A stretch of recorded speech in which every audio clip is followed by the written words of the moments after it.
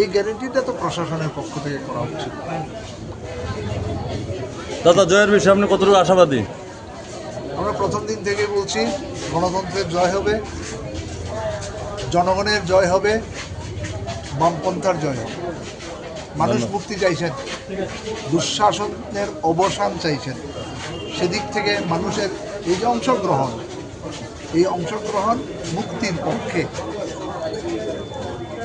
অপশাসনের অবসানের পক্ষে, শান্তি, সম্প্রীতি এবং সমৃদ্ধির পক্ষে। আপনারা সবাই ভালো থাকুন এবং আপনাদের মাধ্যমে সমস্ত নির্বাচক মণ্ডলীকে আমরা অনুরোধ করব, আমরা আমাদের আন্তরিক শুভেচ্ছা অভিনন্দন জানাচ্ছি।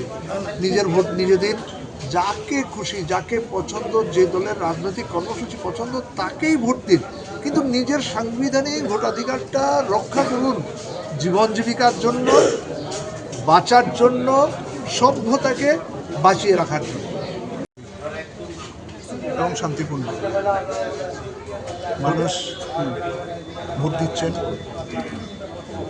কয়েকটা বিচ্ছিন্ন ঘটনা আছে,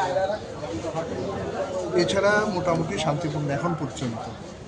ভোটারদের মধ্যে উৎসাহ কেমন? দারুণ উৎসাহ। ভোটাররা 8 বছর পর উৎসবের মেজাজে ভোট দেওয়ার স্বাদ পাচ্ছে। এছাড়াও দুর্ভাগ্যজনক যেটা, আজকেও গণতন্ত্র নিধন হয়েছে।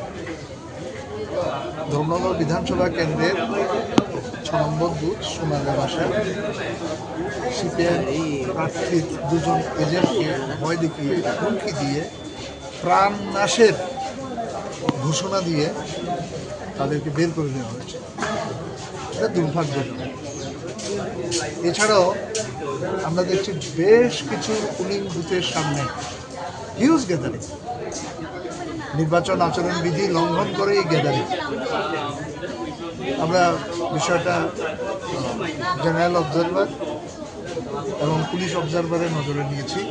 আশা করি তারা ব্যবস্থা গ্রহণ করবেন, কারণ এ পর্যন্ত আমরা রিটার্নিং অফিসার সহ জেনারেল অবজারভার, পুলিশ অবজারভারের কাছে যে বিষয়গুলো নিয়ে গেছি, তারা ভূমিকা নেওয়ার চেষ্টা করেছেন।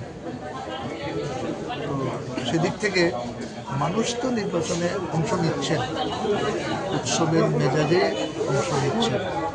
শেষটা কী হবে তার জন্য আমাদের অপেক্ষা করতে হবে। আপনি কি তাহলে প্রার্থী হিসেবে নিরাপত্তা নিয়ে কোনো প্রশ্ন তুলছেন?